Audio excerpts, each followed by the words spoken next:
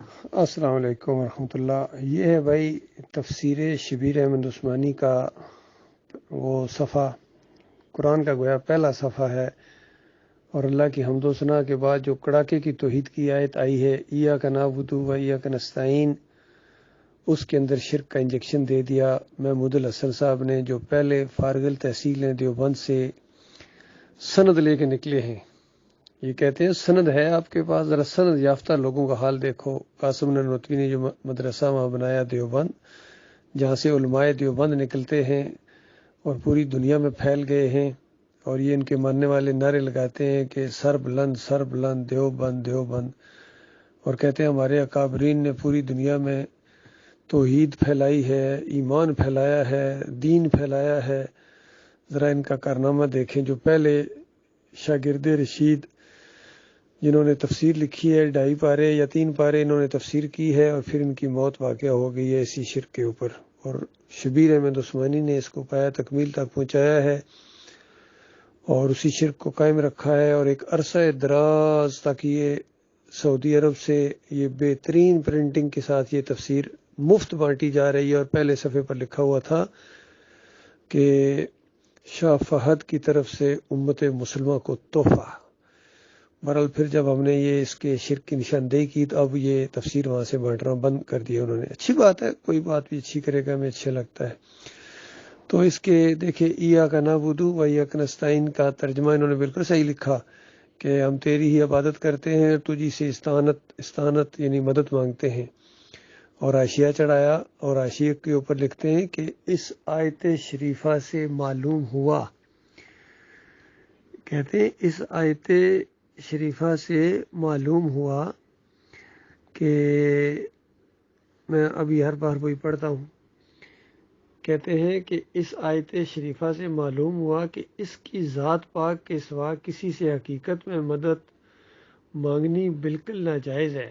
ہاں، اگر کسی مقبول بندہ کو محض واسطہ رحمت الہی اور غیر مستقل سمجھ کر استعانت ظاہری اس سے کرے تو یہ جائز ہے کہ یہ استعانت در حقیقت حق تعالیٰ ہی سے استعانت ہے۔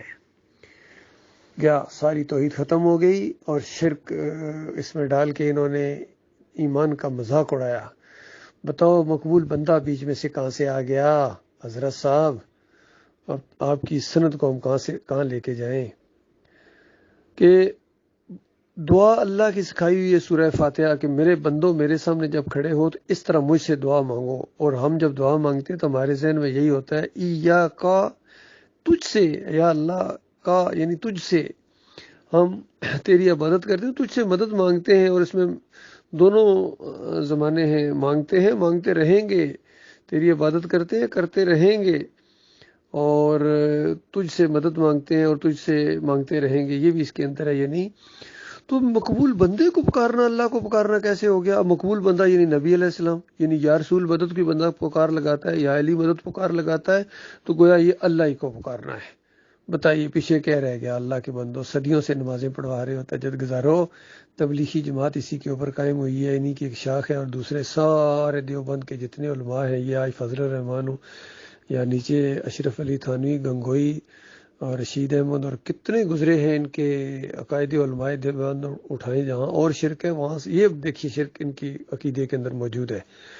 اور جب سے اس کی نشاندہی کی تھی ڈاکٹر مسعود الدین عثمانی رحمۃ اللہ علیہ نے، تو ری ایکشن میں آ کے، ضد میں آ کے ڈاکٹر اسرار اس کو اپنا شیخ کہتے تھے کہ یہ جو محمود الحسن ہے کہتے ہیں میرے شیخ ہیں۔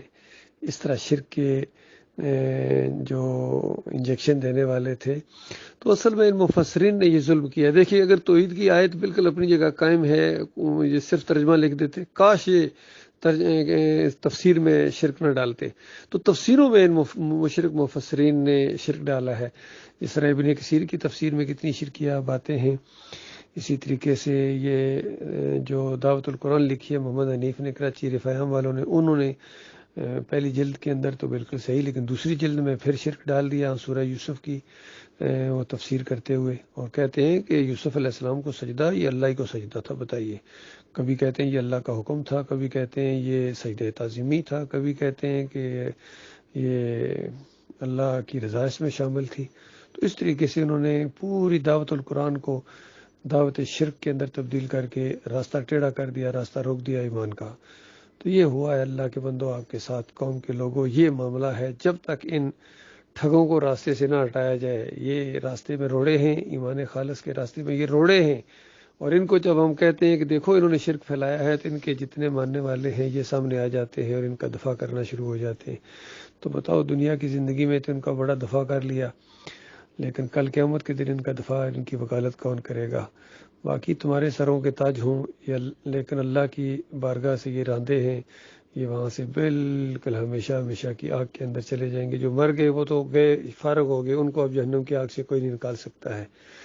اور جو باقی ابھی زندہ ہیں، جس طرح محمد حنیف ابھی زندہ ہیں، توبہ کروائیں ان سے اگر کروا سکتے. ہم نے تو اپنی پوری کوشش کی، لیکن وہ ڈٹ گئے ہیں، وہ اس شرک کے اوپر توبہ کرنے کے لیے تیار نہیں ہے، بلکہ انا کا مسئلہ بنا دیا. اور بہت غصے میں آ جاتے ہیں جب کبھی ان کی شرک کی نشاندہی کی جائے تو، اور پھر جھوٹ پر جھوٹ بولتے چلے جاتے ہیں. اور 2-3 شرک بھی ان کے اندر آ گئے اس شرک کو ثابت کرتے کرتے. تو یہ جب ایک دفعہ بندہ پٹڑی سے اترتا ہے نا، پھر وہ چڑھ نہیں سکتا ہے، الا یہ کہ اللہ تعالیٰ اس کے اوپر رحم کرے. اللہ تعالیٰ ایمان خالص کو سمجھنے اور اس کے اوپر جم جانے کی توفیق عطا فرمائے.